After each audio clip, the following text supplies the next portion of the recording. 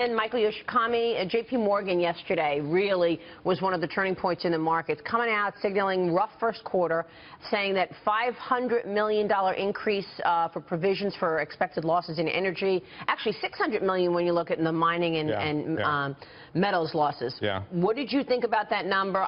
When I saw the stock down 4%, I said to myself, as if this is a surprise. Well, it's been talked about constantly about how. Why are we surprised by this? They've talked in the past that whatever number they reserve, they want to reserve actually even more than the number they're going to reserve. They're going to be very conservative.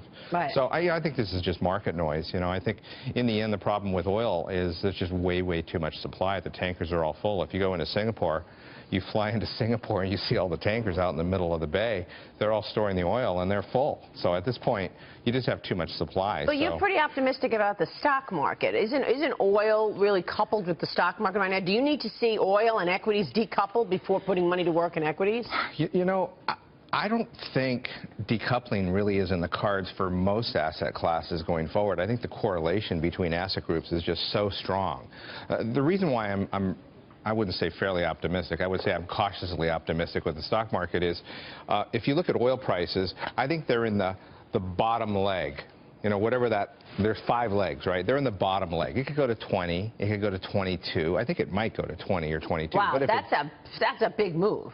Not really. From here. That's 25%. That's not that much. 25, 30%. Jamie Dimon said yesterday if oil falls to $25 for 18 months, they're going to need to build reserves by an additional $1.5 billion. That's right. Yeah. There's also weakness in the investment banking division, which is hurting the stock. Yeah. Revenue there down 25% from the first quarter a year ago. And then factor in, it was something the Wall Street Journal covered yesterday, low interest rates for a very long period of time. That is horrible for the banks. Yeah, exactly. Worse than oil. If you take $1.5 billion additional reserves, that's nothing compared to their net interest margin they're getting killed on, right? So I think that, yes, I think there certainly could be more reserves that need to happen, but I think that if oil prices stay between, let's just say 25-ish to 35-ish or $40, and it kind of stabilizes, it feels like the new normal, interest rates remain low, I think that's still positive for the stock market because you do have that tailwind effect, right, in terms of consumers and business. But in terms of earnings, how would you characterize earnings so far? Earnings were down 4% in the fourth quarter. Yeah. Is that going to be the driver for this market, or is it really Fed policy? Well, for earnings, I think it's going to be energy prices are going to drive. I think really you're going to see. It'll be energy. Yeah, I think it's going to be cost inputs. Yeah. Not earnings.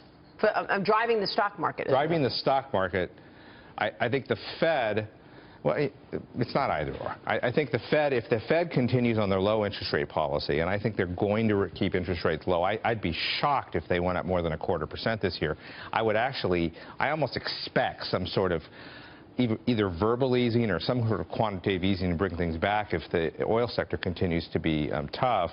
I think that low energy prices are going to drive the markets higher. It's going to kill the banks, right, with low So you think low oil prices drive stocks higher? Because so far, low oil prices has been a negative for equities. Once people get comfortable with oil prices being at $25 or $30 a barrel. Right now, it's a shock.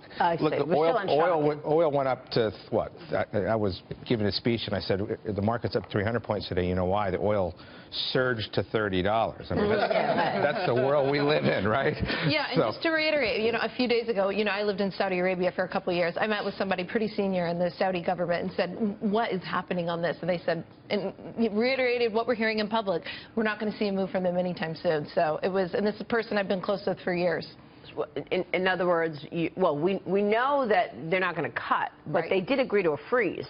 That's obviously not enough. Yeah, what they're really saying is if prices are going to remain low, we have staying power because our cost of production is nothing. Our goal and we'll just kill the shale oil. Yeah, our goal is to put American companies out of business. That's exactly what it is. To which I have a hand gesture that I will reserve for later for Friday. Jay is the best.